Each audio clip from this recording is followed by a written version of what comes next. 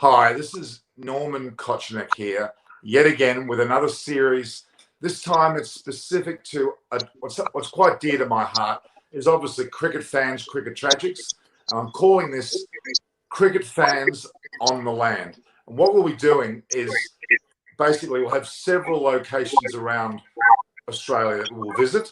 People who have incredible homes, homesteads, sprawling backdrops upon lovely hills and countryside, some cockatoos, some kookaburras, some kangaroos, the whole box and dice, so to speak. We'll be visiting these locations and we'll be able to see firsthand what it's like in those locations. Now, what's most interesting is the locations will be very much centered on cricket as well, because a lot of the people that I'll be bringing in are truly cricket tragics. They've got enormous amounts of memorabilia, cricket hats, cricket memorabilia as in prints on walls, signed shirts, signed whatever you can imagine. They've all played cricket at certain levels. They've had exposure from being leading fans of Ireland right through to playing first grade cricket to being the leading memorabilia person within Australia, having coached the likes of Nathan Lyon. Some of the people I'll bring on board will be a part of that living history, and we'll have probably a number of episodes, and we'll talk more about it as we pan out. In fact, it's going to be, we are getting echo. I'm not sure, have you got something on your location, Frank? Have you got the thing live? No. Okay. All right. Let me introduce Frank Maly. Now, Frank is not only a cricket aficionado, he played first grade cricket. He's someone of great stature. He played for University of New South Wales, if I'm not wrong. He was a great bowler, had the chance to actually bowl the likes of Lily, a number of the Australian players. Has had people visit his homestead, which is in Canyonleigh, about an hour and a half southwest of Sydney, in New South Wales in Australia. And yes, it's an amazing location indeed. And I want to welcome Frank. Frank, welcome to the show. Thanks, Norman. Thanks for having me, mate. My pleasure. Frank and I go way back. In fact, we went to high school together. In fact, was it Daceyville as well? We went to Daceyville, which was like a middle school. Yeah. Yep. Daceyville, then Pagewood. Pagewood, yep, correct. So we went to Marsh Brothers Daceyville, then we went on to Marsh Brothers Pagewood. Now, It's not just that. Frank's had an illustrious career involved with engineering. He then moved into a situation where he went more on the land, and he's had an amazing property in Canyonleigh, which allows bed and breakfast to come there. He's got an amazing set of facilities, music playing, beautiful, well-cooked food, an amazing wife, an amazing homestead. I would love to visit. We'll talk more about that later. The reality is he's fundamentally a cricket tragic. And I think nothing more than that pleases me, as I'm a cricket tragic. And it's welcoming to the show, which we call Eyes on Cricket with Norman Kochenek. Now, I can't help but look behind you, Frank. What's behind you there? Yeah, Norman, over the years, mate, I've collected a number of little memorabilia, both for cricket, footy, soccer. But my main stash is cricket memorabilia.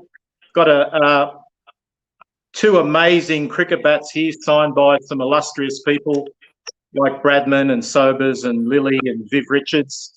A number of photographs. My two biggest idols growing up and playing cricket with Tomo and Lilly. And behind me here, you can see there's some photos. In fact, like you alluded to before, Tomo's actually sat right here. We've had a couple of beers and a chat together. Amazing bloke. Hopefully we'll get him back here. So I've got a fair bit of memorabilia. And there's another shirt on the side here, but I'm not sure if you can see it. It's a shirt from David Warner. A mate of mine is a good buddy with his. And on my 50th birthday, I was lucky enough to get that from David Warner, one of his shirts that he actually wore playing for Australia. So you're telling me you've had a 50th birthday. I thought you always told me you were 39. I'm not sure what happened to those years. Yeah, I was 39 once. But it seems to be a recurring number, just what I thought. Yeah.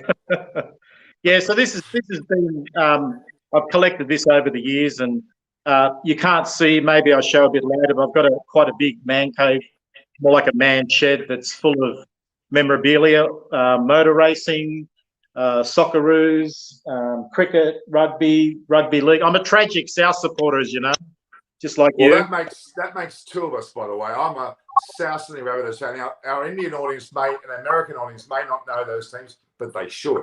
Russell Crowe owns them. Absolutely. In fact, I should be wearing a Rabbitohs hat. That's wrong of me. I should have done that. Anyway, all right. Now, the purpose of this show is a cricket fan on the land. Now, maybe you can just center on that one piece where you got Lily and Tomo signed. Tell me more about what happened with that. Okay, so like you mentioned before, we're down in the Southern Highlands of New South Wales, which is near Bowral. And if anyone have heard that name before, Bowral, obviously that relates to a great cricketer, probably one of the greatest cricketers ever, to Donald Bradman. So I'm only probably 20 minutes from Bowral. Anyway, so you and I, we went to school together and we parted ways for a while when we went to university, and I went overseas and worked in the US, and we split for a while, and then we sort of came back together again later in our lives.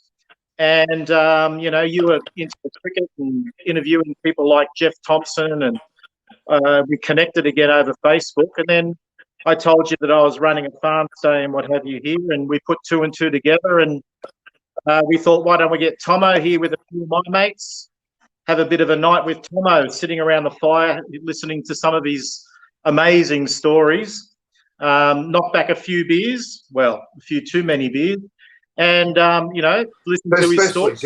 Especially Jeff. Yeah. So on the back here, there's a few photos. There's a couple of Dennis Lilly.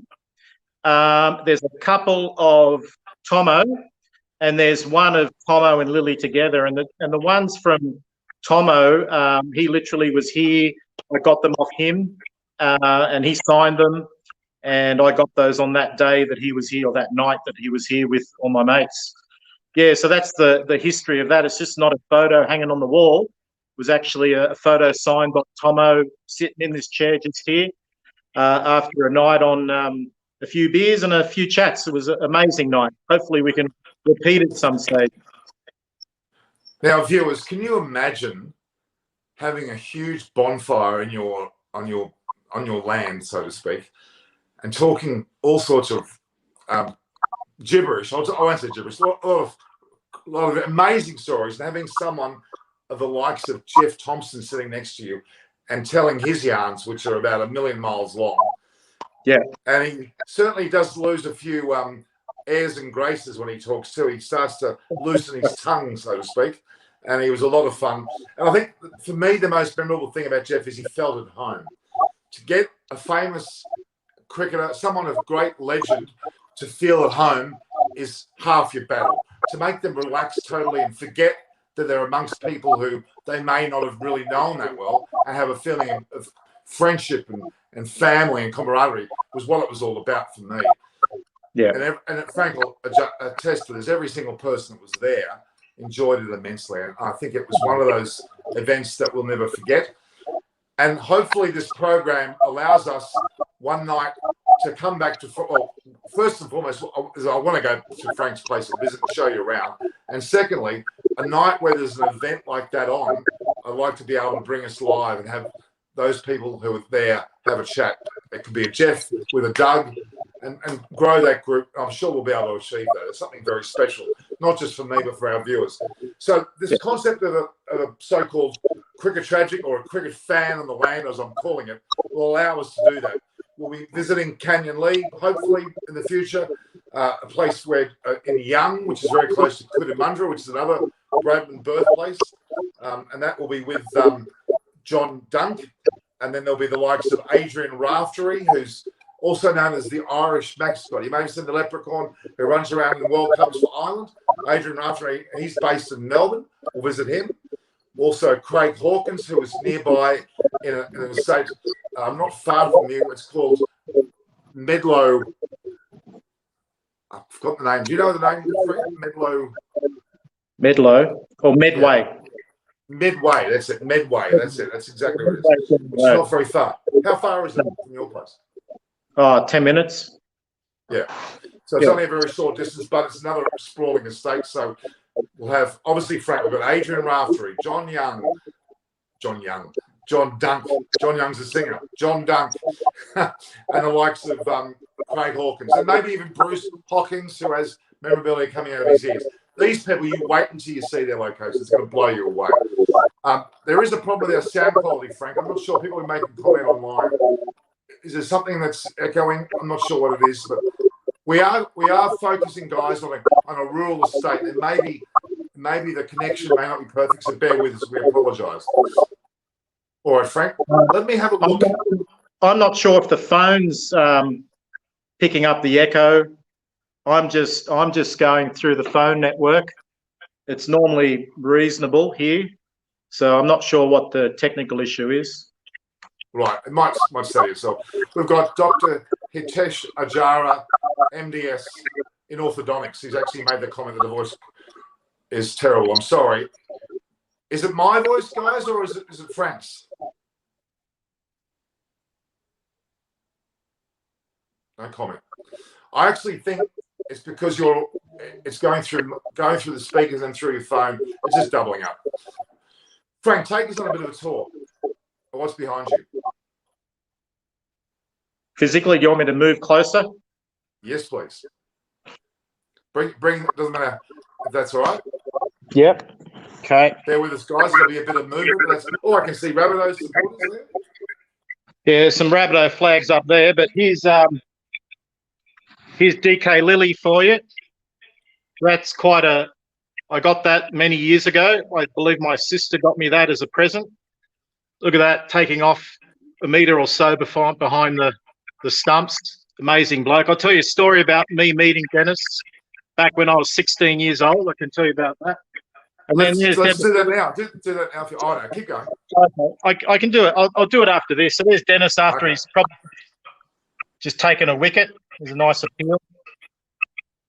And then Tomo about to explode. You can see he signed that for me while he was here.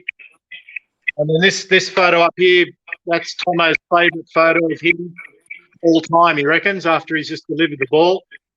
You can see he's completely off the ground. And then the two masters, Tomo and Lily. Very lucky to grow up and see these two blokes demolish a few batting lineups. So I can give you a quick. And then this bat here, these two bats I got at an auction. Pretty amazing. Tom Bradman, Malcolm Marshall, Lance Gibbs, Freddie Truman, Bob Cowper, Bob Simpson, Dennis Lilly. There's a huge number of names, and it's called the 300 Club. So any batsman that had scored a 300 or any bowlers that had got more than 300 wickets. It's a bit old now. There's more people on this list than when I got it 15, 20 years ago. So it's about 15, 20 years old, is it? Yep. And there's not a bad batsman there. You see that? It's Don Bradman and Badcock. And that's the third I mentioned before. That's actually David Warner's shirt that was given. He actually wore that and he signed it. So that's pretty cool.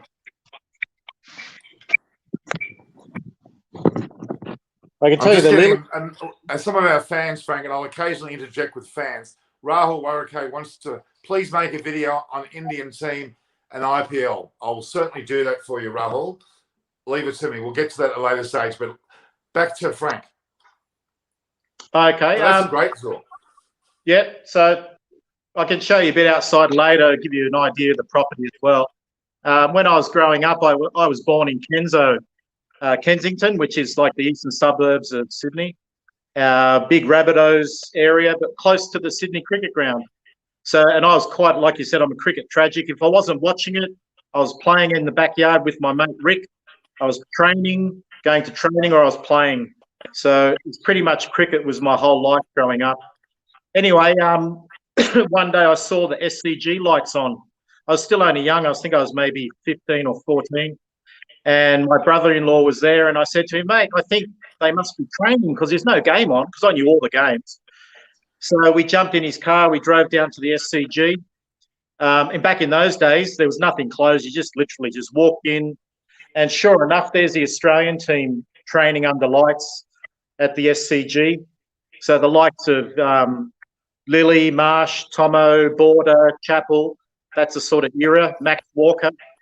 And I went down there watching, and the ball would come to the boundary. So I'd jump over the fence, grab the ball, throw it back over to Marsh. And then they said, I think one of them, just stay on the ground. You can field the ball down at the boundary. And I went, yeah, no worries.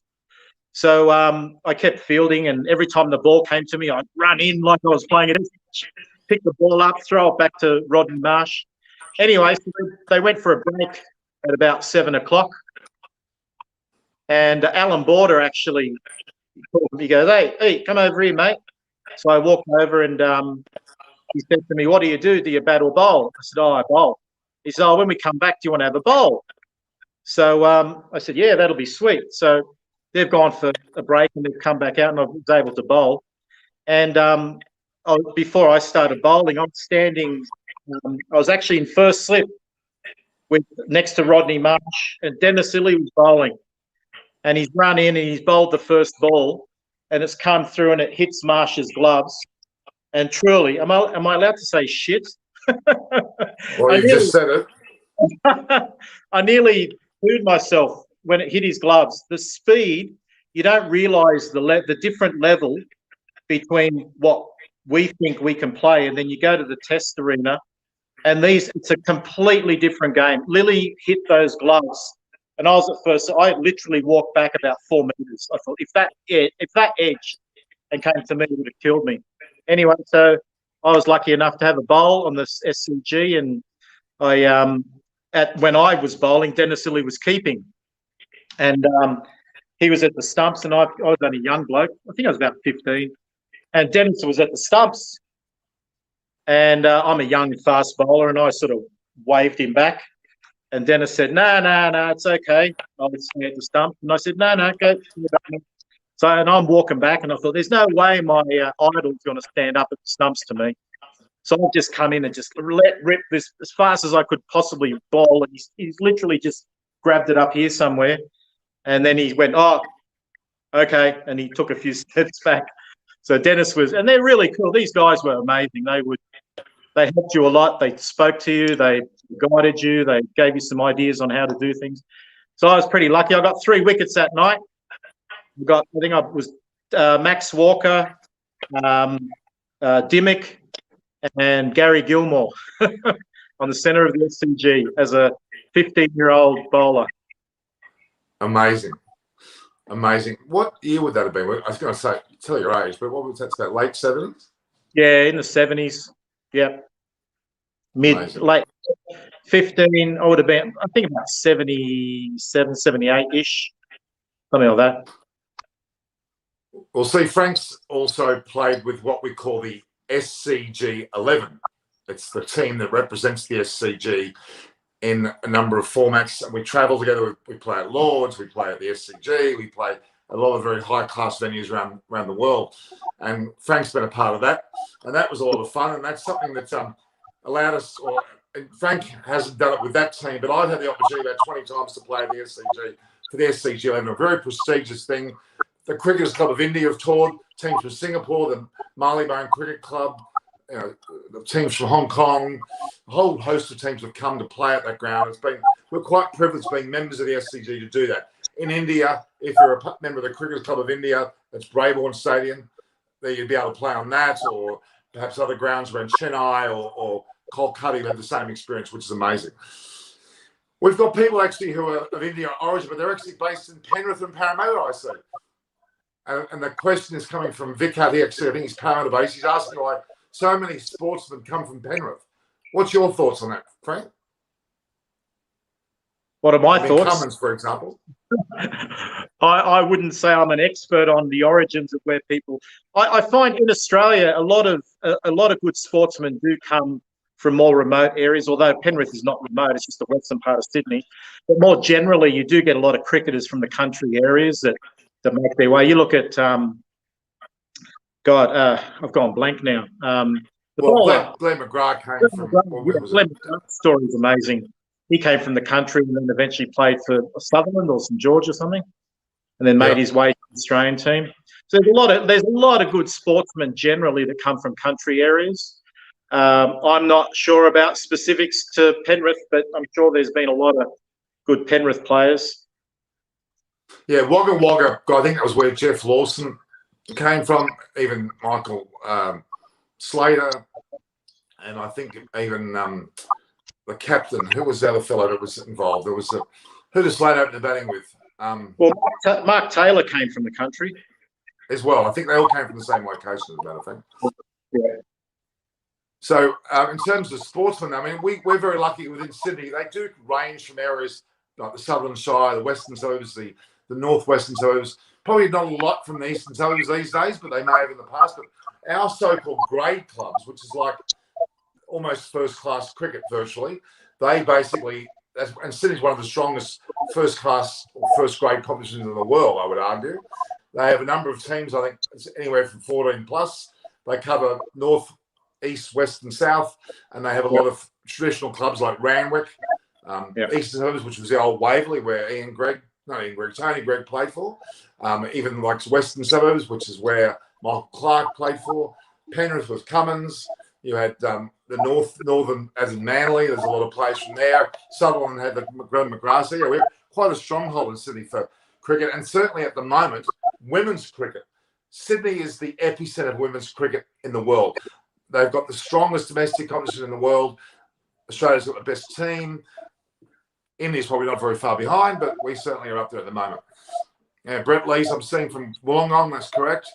And we can talk to many other people about that. So, Frank, I'd like to delve more into your thoughts about how the Australia-India Test Series impacted you. What did you think of India?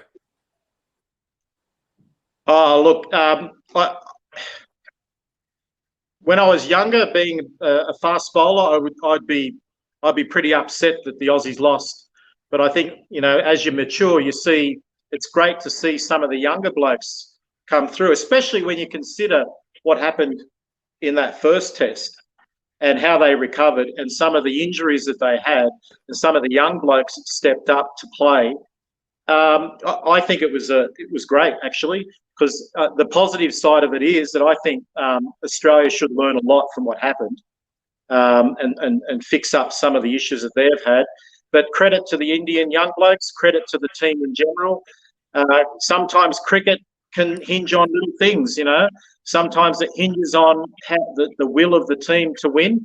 And I think you saw that come through with the Indian team. It just seemed that I know that over the years, Australia went through these stages, especially with Steve Waugh, where they just never thought that they could lose. And someone always stood up. Someone always did something to win the game.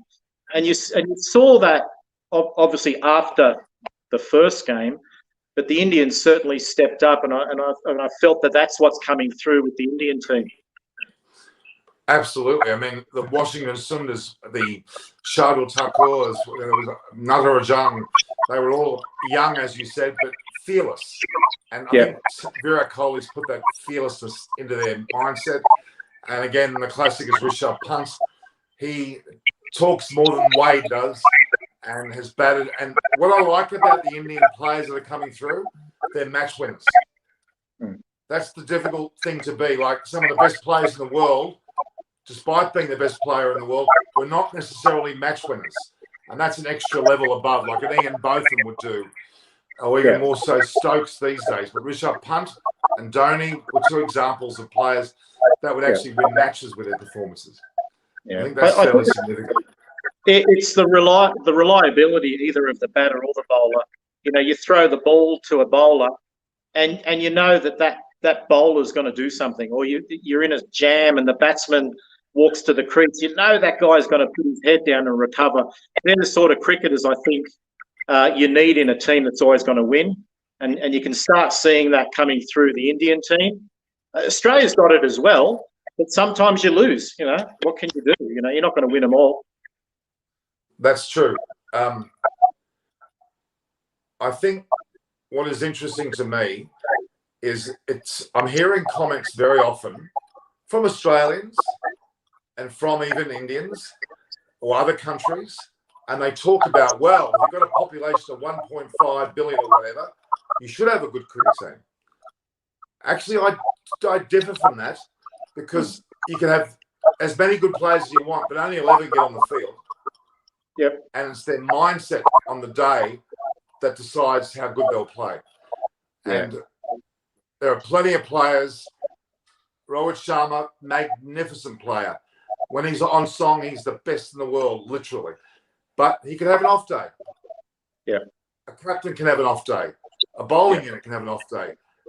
Australia's bowling lineup, you would argue, was the best bowling lineup in the world, but they didn't get the wickets they needed to get in the Test series.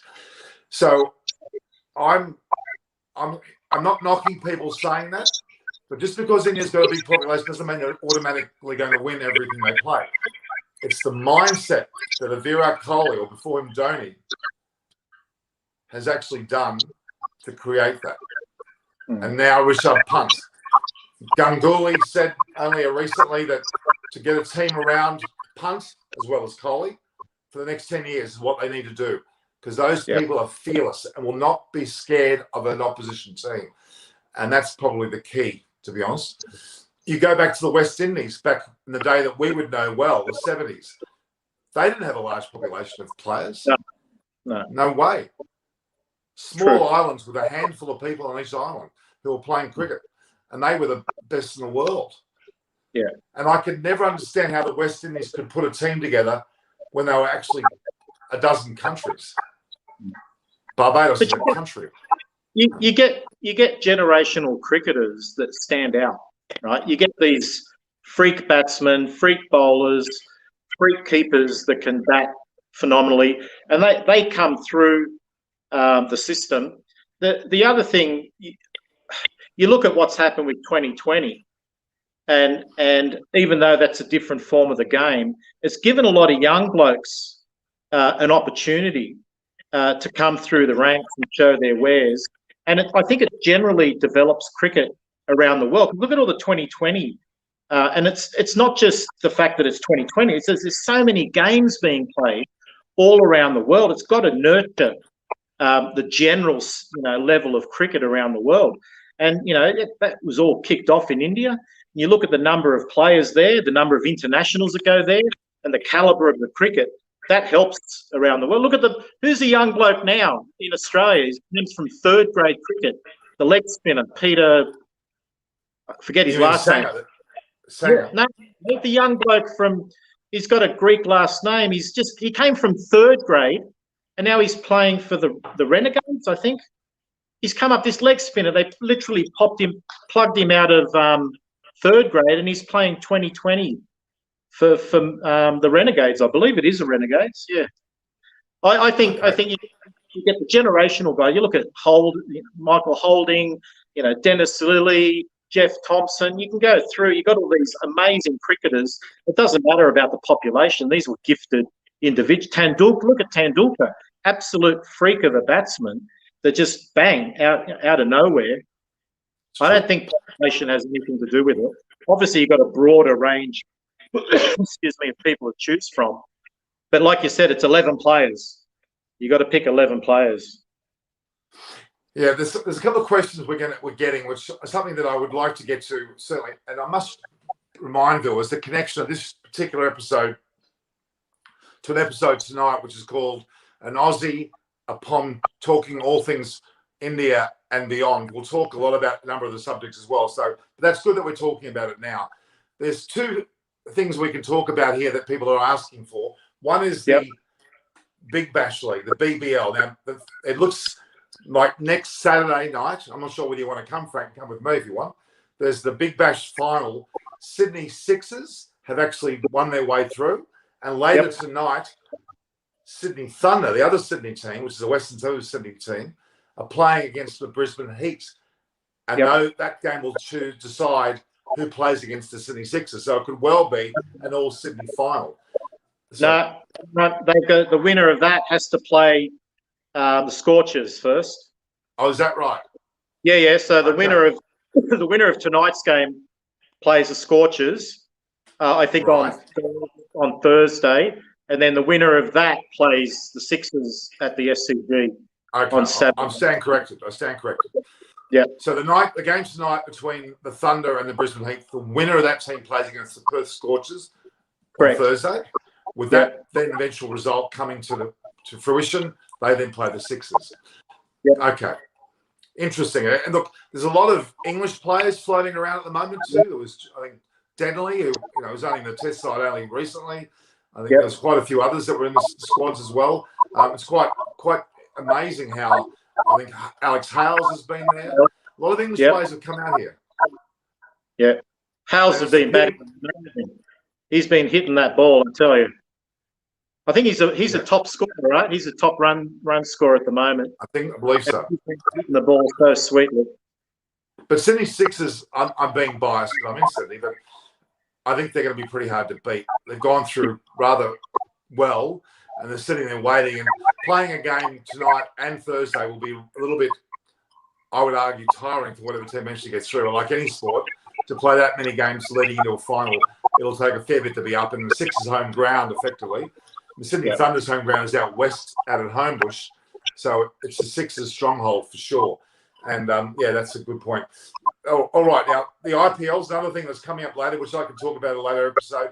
That's in February. There's an auction taking place, and then leading into that. And the IPL's 10 plus years of strength.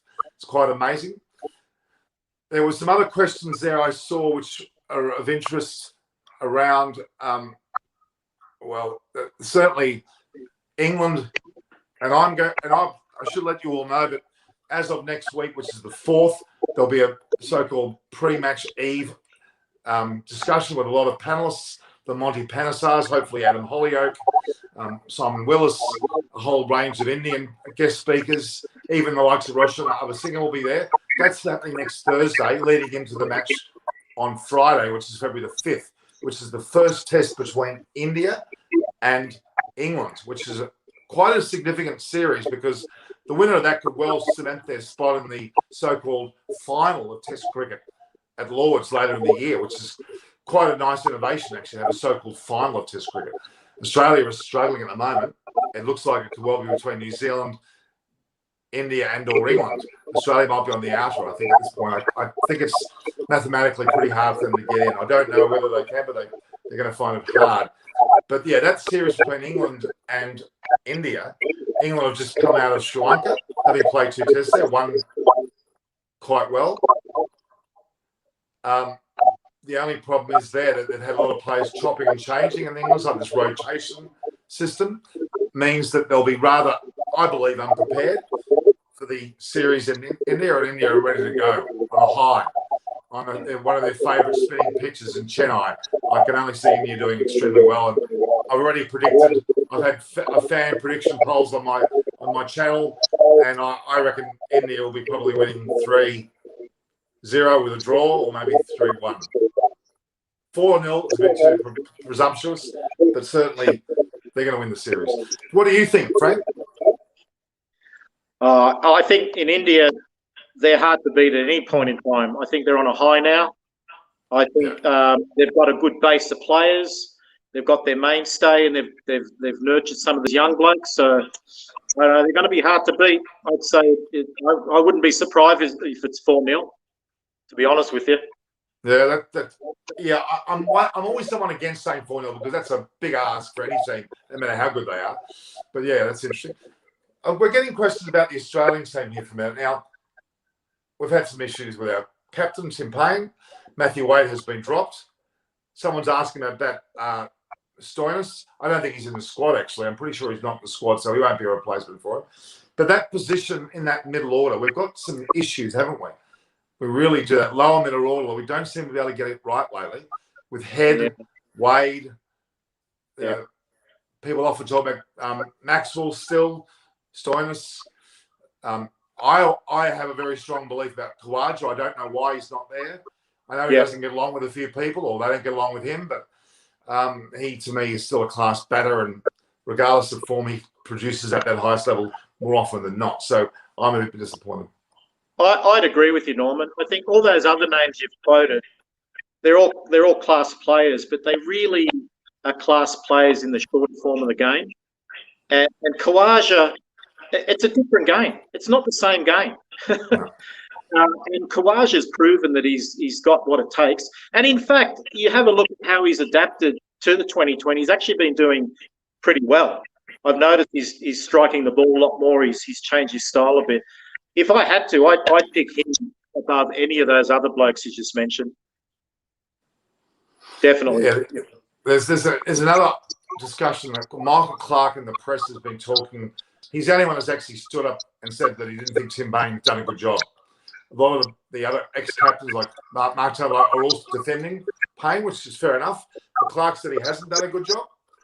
And there's some talk also about Aaron Finch coming back, like a Mike Brearley type effect of being a good captain, maybe not in his best form. It's intriguing. I would argue it's a pretty good point because at the moment, Marnus Labuschagne's not a captain. He's never captained at any level. To throw him as a test captain is mind-blowing. But yeah. So they're not going to bring Steve Smith back? Why not? It looks like he's basically been struck out, not only by the Australian hierarchy, but more so about himself. I think he doesn't want to know about the position, to be honest. Because if he did, I'm sure he would have been already thrusted back into it. I think he's pretty much said, no, I don't want to be. I think he's made it clear behind closed doors he doesn't want to be, regardless. I'm not sure what's wrong with... I haven't seen the issue with Payne myself. Have you seen it? Like his decision? What is it? His decision, his motivation, his drive. Like he seems to have done he's been doing okay in terms of what he brings to the team in terms of keeping and batting. What hasn't he done in terms of being a captain? I haven't seen it. I do agree with you. What's the argument? I think it's around the fifth day of both the third and fourth test, the way that they let them draw that match, some of the bowling selections of the day as in rotations. But you've brought the right point up. It's more India beating Australia than Australia beating Australia. Yeah. Yeah. Like you throw a ball to Stark or you throw it to Cummins or you throw it to Hazelwood or you throw it. You'd expect these guys, to do something, right? You can't blame. It doesn't matter the order of the guys bowling. At any stage you throw it to one of those guys. You must say the Indian batsmen, they put their head down and they just kept it out and they kept it going. And maybe if there was a Dennis Lilly then, maybe he would have done something.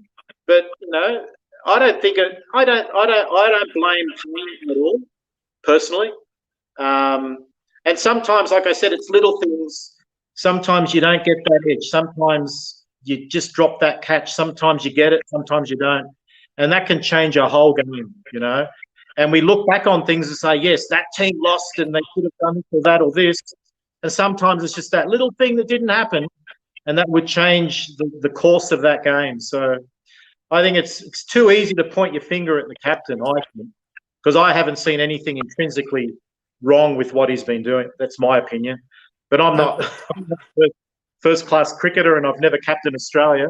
So I'm just a punter. So just a step back. One question we're getting asked here, Frank, is about the auction and your bats. We're getting some rather direct questions about what were the money values. You don't have to admit to it, but that's the question I've got to pose to you. It was too much. That's a perfect answer. That's all we need to hear. That's all we need to hear. That summed it up beautifully. Yeah. All right. Yeah. I'm very keen. We've done a fantastic discussion here, Frank. I really appreciate it. You know what I'm going to ask you? I want to come to your location one day with our film crew and actually do a good look at your place and also maybe play a bit of backyard cricket. Well, it's not really backyard. It's more like estate cricket. But I want to have just for the viewers' sake, the term man cave or man shed. Man cave is where, as you can imagine, it's a male-only domain where you can play pool, you can play snooker, table tennis, watch movies, watch your cricket, have all your memorabilia, have a chat, have a beer. And I think Frank's place is the ultimate man cave. It is massive. please take us on a little tour. And more importantly, I'm coming your way with the crew. Yeah. So I'll show the viewers around the shed, the man cave or man shed, but I'll invite you out here. Here's the idea. Why don't we? I know for your Indian audience, why don't we do it late in the night our time, and we'll have the bonfire going. We'll sit around the fire, and we'll set it up there. And you might have a few more viewers coming online while we're here. But yeah, let's do that. Maybe 10 o'clock our time at night with a nice big bonfire, a few lights, and away we go. Perfect. All right. But let's have a look now. I'll give you a bit of a tour. I'll see if I can. All right. So I'll just walk around here. I'll try to. Sure. Perfect. So if we come in here, so this is outside, right? So this is the farm area, and then you walk in through a big roller door, and I've got lots of memorabilia. I've got a nice bar area. This is a shirt from my dad. This is my dad's golfing shirt. He used to play a lot of golf when he was alive at the Concordia Club. And then you've already seen all the cricket merchandise. Now I'll give you a bit of a wide view of the whole man cave. I've got a few things here. I'm into music. I play the saxophone. I've got a mate here at the moment. We play a bit of music together. But we've got a gym set up here. We've got a gym here. There's my. It's hard to see. That's my saxophone. We've also got a big tennis table that sits through here. We've got a big pool table sitting here. We've got a huge big screen with a projector, and we play the cricket here. We play the footy. Have a whole bunch of mates. We all sit around watching the cricket. I'm also a big soccer fan. I went to Germany in 2006 when we played in the World Cup in Germany. I've got German heritage. There's some more. That's the West German jersey. It's an old mate of mine. I mentioned Rick, my mate, that I used to play cricket with. That's his father in the middle there. He was a famous soccer player, Leo Baumgartner. I've got a lot of golf memorabilia. I lived in the US for a while. My two sons were born there. That's Pinehurst, where they've played the US Open, and I played on Pinehurst the last round of golf before the 1999 US Open. Been into boating, motor racing. It's the Grand Prix. And then the mighty Rabbitohs. As bad a cricket tragic I am, I'm probably on par with being a Rabbitohs tragic. So that's pretty much the man cave. There's a lot of space, a lot of memorabilia. It's a good place to meet your mates, have a few drinks, chat about the cricket and the footy, and we'll be back here with you around the bonfire, mate, one day. Oh, look, that's sensational. I mean, guys, I don't know whether many Indians have a so-called man cave concept, but this is an example of an Australian one. You wait until we see the property. We'll go to Canyonleigh. We'll have a good look around. A lovely place to come and visit, spend some time in the bed and breakfast style accommodation. Fantastic indeed, huh? Excellent. Well, look, I want to thank you, viewers, for listening to this conversation. It's number one of a series of episodes. We're going to be talking to a cricket fan on the land. And our first guest today was Frank Maly.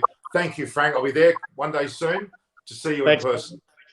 Thanks, mate. All the best for your viewers, and we'll catch up again soon. Thank you very much. Cheers, mate. All right, everyone. I'll say goodbye as well. Stay tuned. Tonight we've got an Aussie with a POM, an Aussie and a POM, talking all things India and beyond. And we'll have a fair bit to talk about BBL and the like there as well. We've got Mervyn Richards, that's Viv Richards' brother, coming on later this evening as well. And he might have some special West Indian guests in Antigua. Who knows who he's going to have? We're going to be swimming around the beaches of Jolly Beach there in Antigua. So we're going from Canyonleigh, we're going to England, we're going to the West Indies. We're going every bloody where, aren't we, Frank? Excellent. All right, guys. Take care. Thanks for listening. This is Norman Koshnek on Eyes on Cricket with Norman Koshnek. Stay tuned. Don't forget to view, like, and share the posts. and also subscribe. There's a subscribe button there. Hit the bell that lets you know the next notification of the next event, and share it to everybody. I want all those doctors we had online. We had a whole lot of doctors. Send your medical associations around India. Get them online. Get them watching the show. All the best, guys. Thanks, Frank. All the best, guys. Okay, bye.